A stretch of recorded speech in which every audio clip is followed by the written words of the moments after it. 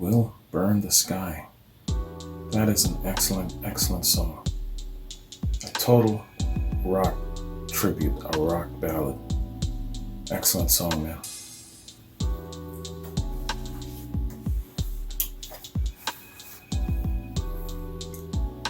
Yeah, one of my previous reactions, I believe it was Styx, I was talking about the formula of a classic rock song. I've been doing these reactions for a year and a half, over 500 reactions.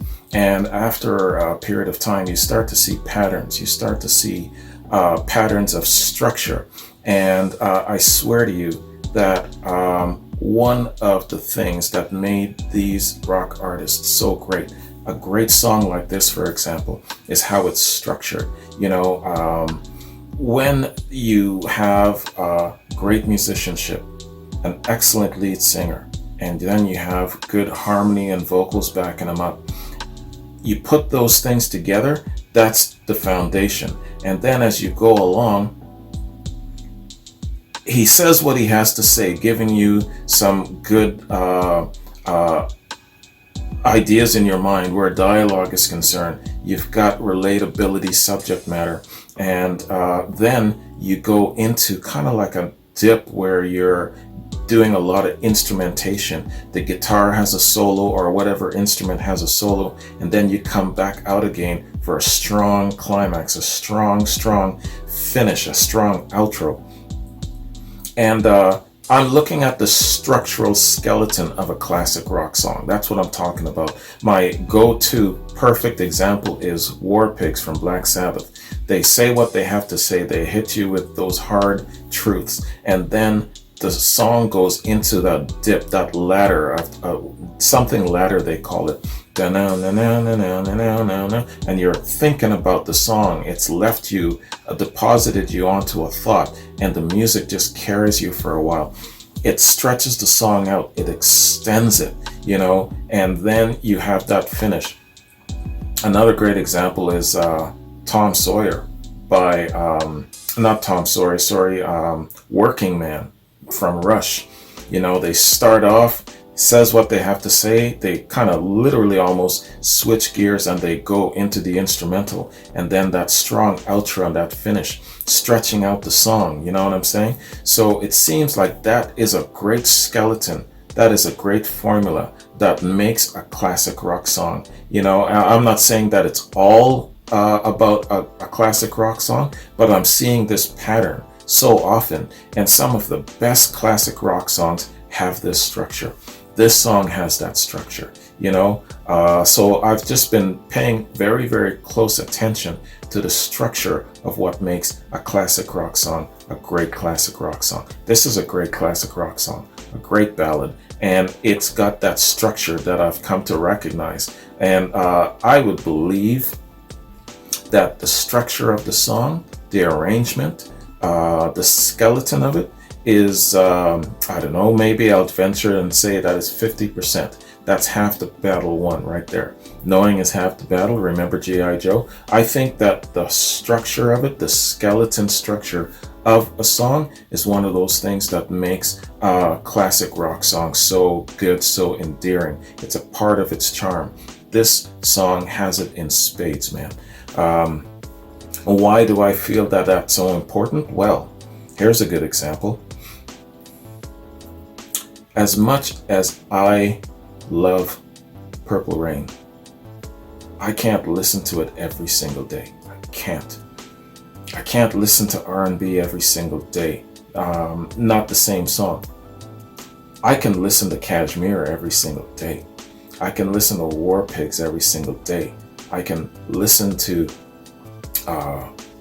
Working Man every single day. There's a difference, and I think that a part of that difference is the structure of the song, the skeleton of the song.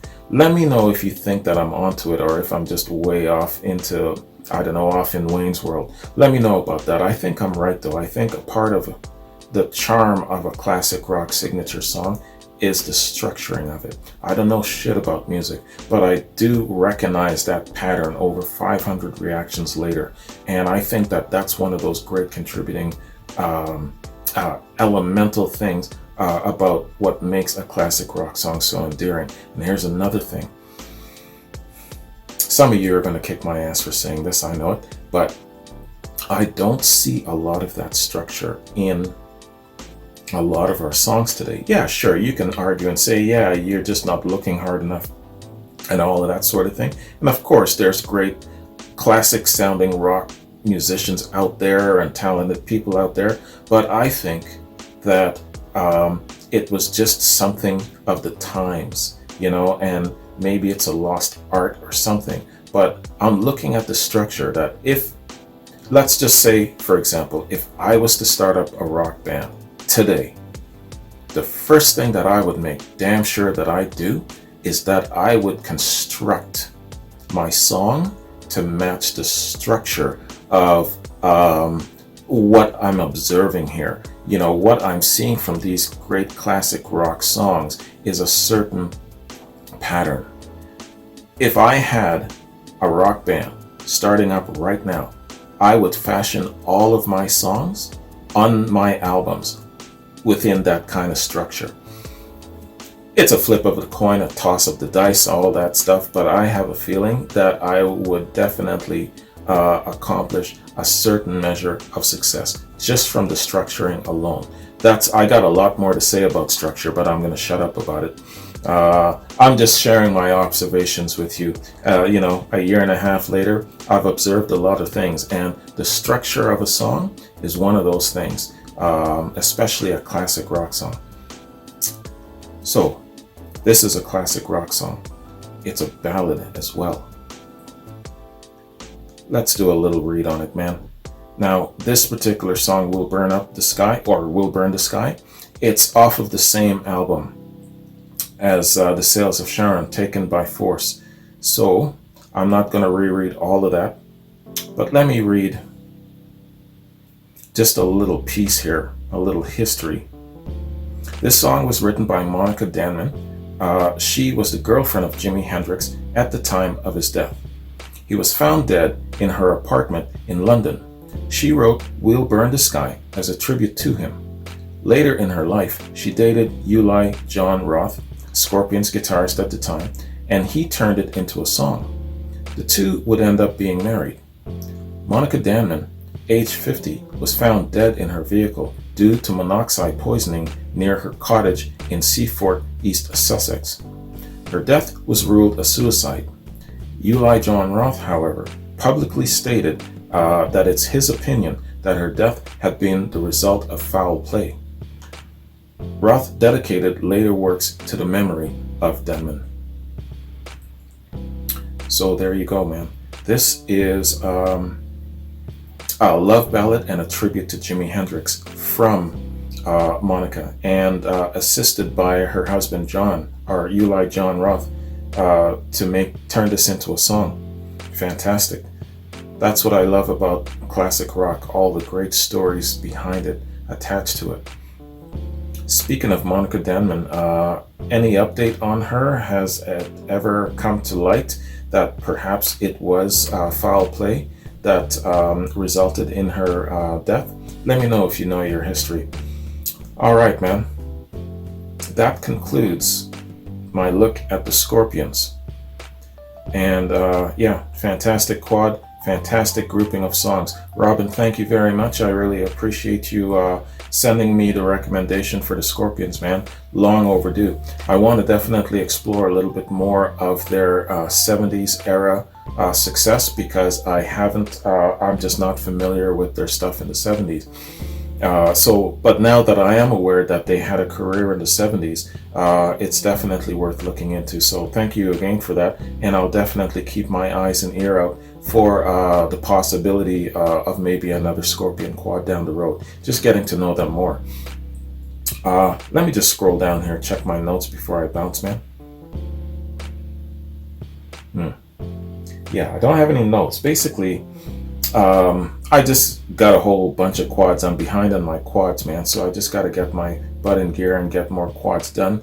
Got quads coming up for Iron Maiden, Jeffrey, a whole bunch of people, man. Just a lot of quads, man. So that's basically what I've got in the shoot going forward for the next little while. Just getting focused on getting caught up with the quads and getting ahead of the curve, because I've started up the new channel and everything. Before that picks up and gets going and I get inundated, I want to be well ahead so that I don't fall behind on the classic rock platform, this being my principal channel. Beyond Classic is, a different genre, different kinds of music, stuff that I'm a little bit more familiar with. This is my personal walk, though, into classic rock. So I'm looking at doing activity on a daily basis on this one, whereas on the other platform, it's probably every other day. So you're looking at about 4, maybe 5 uploads a day, or a week rather, on that particular platform. Whereas I like to actually have something going on this platform on a daily basis. So that's my priority, and that's the method to my madness. Anyways, man, thank you very much again, Robin. I appreciate it. Thank you everyone for joining me. I hope you enjoyed this quad. I hope you learned something from all my reading and rambling. Anyways, you guys have yourselves a good one. Enjoy the rest of your weekend, and I'll catch you in another complimentary quad. Peace.